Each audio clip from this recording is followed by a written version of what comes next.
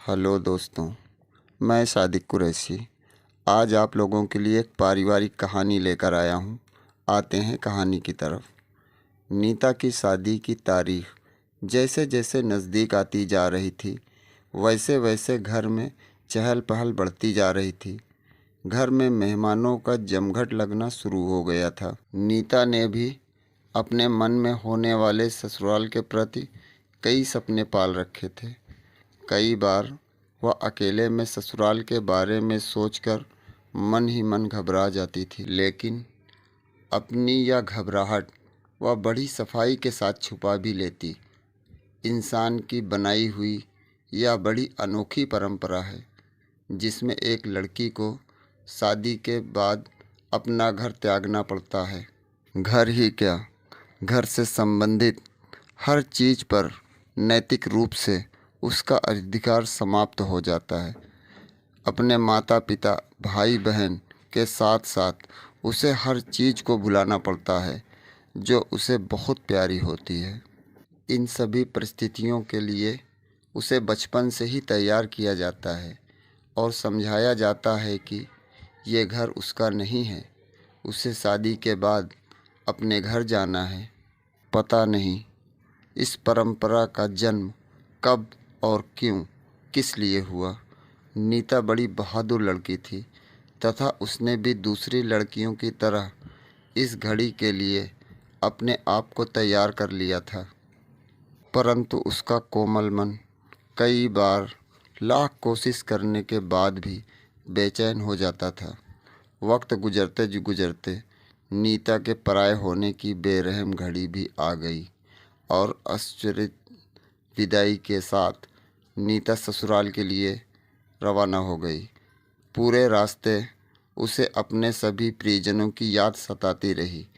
रह रहकर उसे भावी ससुराल के प्रति अपनी माँ से मिली शिक्षाएं याद आने लगी। माँ ने बचपन से ही नीता को यही सबक सिखाया था कि शादी के बाद अपने सास ससुर को ही माता पिता समझना, देवर और ननद को बहन भाई समझना। ससुराल में लड़की की डोली जाती है और वहाँ से फिर वो अर्थी पर ही निकलती है। ये सब बातें सोचते सोचते नीता का ससुराल आ गया। घर में नीता का सत्कार हुआ। किसी ने कहा कि घर में लक्ष्मी आ गई है, तो कोई बहू की सुंदरता की तारीफ कर रहा था। कुछ दिनों बाद सभी मेहमान भी घर से जा चुके थे और फिर जिंदगी अपने स्वाभाविक रूप से चलना शुरू हो गई थी। नीता के इस नए घर में उसके सास ससुर के अलावा एक ननद और एक देवर भी थे। ननद और देवर दोनों उससे करीब 7-8 वर्ष छोटे थे।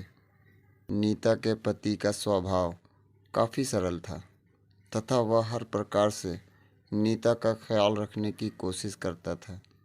शादी को 2 महीने बीत गए थे।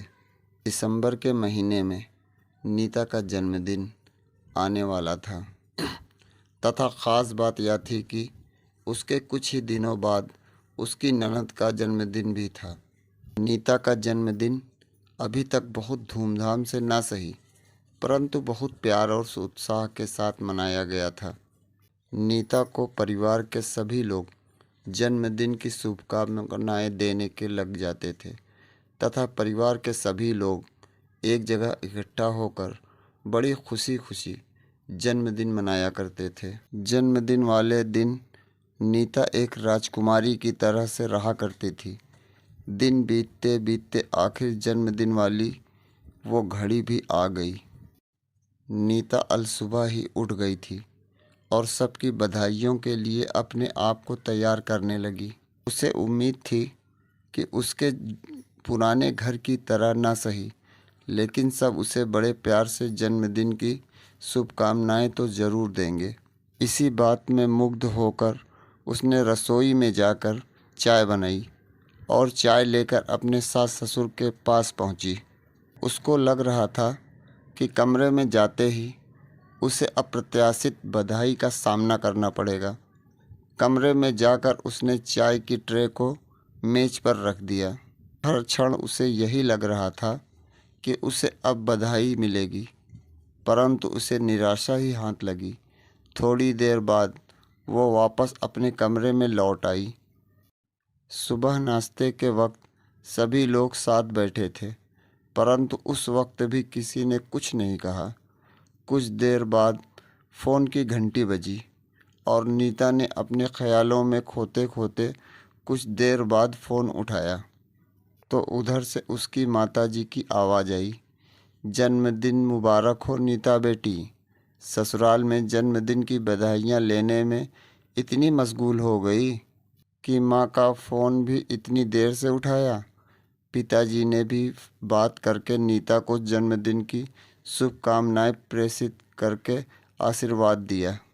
नीता उम्मीद लगाकर सोच रही थी कि ये सभी लोग शाम को मुझे कोई सरप्राइज़ देने वाले हैं। शायद इसीलिए कोई भी मेरे जन्मदिन के बारे में कोई बात नहीं कर रहा है। अब नीता शाम के सरप्राइज़ के लिए अपने आप को तैयार करने लगी।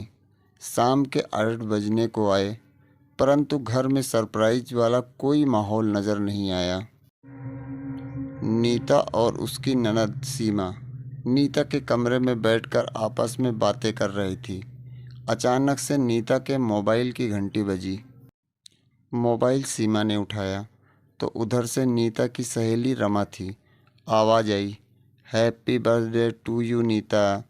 नीता की ननद ने तब बताया कि वो नीता नहीं बल्कि उसकी ननद सीमा है और मोबाइल नीता की तरफ बढ़ाते हुए बोली, आपने बताया ही नहीं कि आपका आज जन्मदिन है। चलो हैप्पी बर्थडे। इतना कहकर वह बाहर की तरफ चली गई। नीता ने अपनी सहेली रमा से काफ़ी बातें की और जैसे ही उसने मोबाइल रखा, नीता की सास ने कमरे में प्रवेश किया और बोली, अरे नीता, तुमने बताया ही नहीं कि आज तुम्हारा जन्मदिन है। फिर पर्स में से 100 रुपये निकालकर नीता की हथेली पर रखे और नीता को जन्मदिन की शुभकामनाएं देकर चली गई। नीता ने सोचा कि शायद ये लोग बहुत ही सरल स्वभाव के लोग हैं जो इन चीज़ों को ऐसे ही मनाते हैं। नीता ने इस तरह मिले आशीर्वाद को सर माथे पर ले लिया। कुछ दिन बाद घर में चर्चाएं शुरू हो गई कि सीमा का जन्मदिन आने वाला है तो क्या क्या करना है, कैसे करना है, खाना क्या बनाना है आदि। सीमा के जन्मदिन के एक दिन पूर्व सभी को उसका जन्मदिन अच्छी तरह से याद था। सुबह जैसे ही सीमा की आंखें खुली, सभी लोगों ने कमरे में खड़े होकर गाया, हैप्पी बर्थडे डियर सीमा। माताजी ने सीमा के सिर पर प्यार से हाथ फेरते हुए उसे 500 रुपये दिए और पिताजी ने उसकी ख्वाहिश पूछी। शाम को छोटी सी दावत का आयोजन हुआ जिसमें एक बड़ा सा केक काटा। घर वालों और सभी मेहमानों ने सीमा को जन्मदिन की पुनः बधाई दी। नीता एक कोने में खड़ी खड़ी सोच रही थी कि जिन लोगों को मेरे जन्मदिन का ख्याल भी नहीं आया, उन्हीं लोगों को सीमा का जन्मदिन कितने दिन पहले से याद है। अपने मन को तसल्ली देते हुए अपने आप से कहा, शायद यह बहू और बेटी का फ़र्क होगा।